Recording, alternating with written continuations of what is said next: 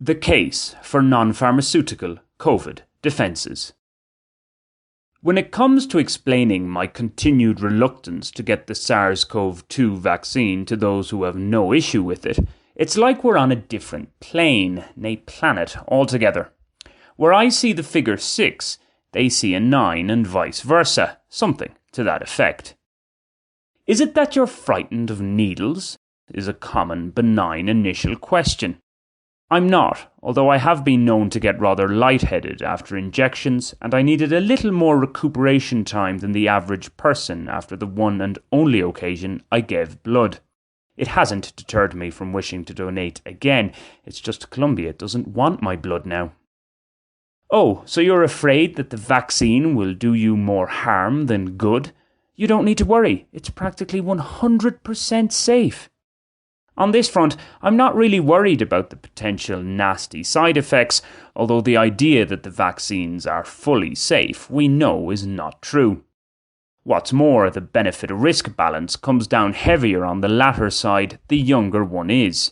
COVID-19 itself, on the other hand, is ageist, with the elderly facing a far greater risk of severe infection and death. Ah, so you're one of those conspiracy theorists who think that the vaccine implants a microchip in your body or something like that. No, as much as some might wish to label me thus, I don't believe that. What I certainly do have is much less confidence in governments and leading civil servants that are directing public health across the globe. The trust the science mantra, when that science is far from proven beyond reasonable doubt and has been shown to have more holes in it than the socks I currently have in my possession, only makes one more suspicious. Indeed, it's akin to the line from the Jim Carrey character in the classic comedy flick Dumb and Dumber. It's okay, I'm a limo driver. At least he got his passenger to the airport unscathed, although, similar to this pandemic, with plenty of collateral damage along the way. So you're just a contrarian who doesn't want to be told what to do. I'd be lying if I said this wasn't a factor, but with good reason. It ties in with the above, our decision makers' just do it or else approach, which not only fails to convince skeptics of the benefits of COVID-19 vaccines for the entire population, but also ensures a more entrenched position. When one has been close to a highly contagious virus and suffered no adverse reaction, practically forcing said person to take an emergency-issued vaccine for one's own good and that of humanity at large, when the evidence that this is the case is questionable to say the least, in what other way would any right-thinking individual respond than to refuse? Surely public health bodies would serve humanity better by studying what exactly is at play in those of us who seem to have non-vaccine acquired defences for COVID-19. Natural immunity, this shouldn't have to be stated, but it appears many have to be reminded of it, is not an absurd concept.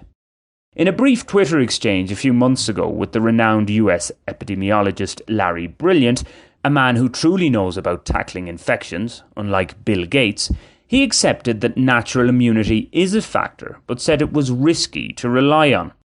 For the vast majority of older people, that would seem true. For most younger folk, not so, as emerging data appear to show. With Colombia joining the list of countries that are effectively forcing the vaccine on people, the unvaccinated here are set to become social pariahs. One of the many worrying aspects of this is the number of so-called liberals all over the world who support such coercion. It is understandable in some ways.